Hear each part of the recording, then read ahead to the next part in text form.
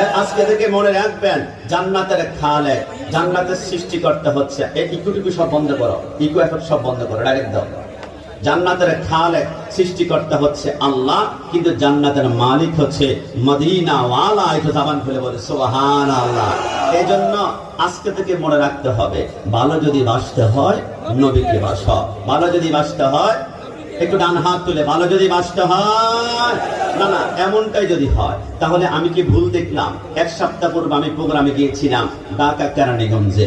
রাত 3টা বাজে যখন শাপলা চত্বর পার হচ্ছিলাম, একজন যুবক হাতের মধ্যে মদের বোতল নিয়ে মদ পান করছে আর মাতলামি করছে। আমি জিজ্ঞেস করলাম, যুবক তোমার কি হলো?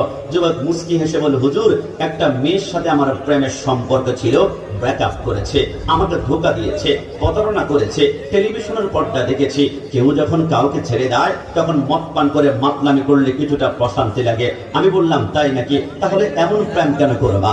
আমি বললাম, রাব্বানি কাশিমে তো প্রেম করি, আমি যার সাথে প্রেম করি তিনি জীবনে কোনোদিন আমাকে ধোঁকা দিবে না, প্রতারণা করবে না, আমাকে ছেড়ে যাবে না। আমি কাশিমি যার সাথে প্রেম করি, আমার মা আমাকে ছাড়বে, তিনি আমাকে ছাড়বে না, আমার বাবা আমাকে ছাড়বে, তিনি আমাকে ছাড়বে না। আমি যার সাথে প্রেম করি, আমার স্ত্রী পর্যন্ত আমাকে ছাড়তে পারে, তিনি আমাকে ছাড়বে না, আমার সন্তান ছাড়বে, তিনি আমাকে ছাড়বে না। আমি যার সাথে প্রেম করি, আমার ডানে মাটি, আমার বামে মাটি, আমার সামনে পিছনে উপরে নিচে মাটি আর মাটি, অন্ধকার, নাই কোনো লাইট, নাই কোনো ফ্যান, দুনিয়ার সবাই আমাকে ছেড়ে চলে যাবে, কিন্তু তিনি আমাকে ছাড়বে না। ইনি হচ্ছেন লাকাদ কানা লাকুম ফি রাসূলিল্লাহি উসওয়াতুন হাসানাহ। তিনি হচ্ছেন মদিনা ওয়ালা নবী। ডান হাত তুলে বলে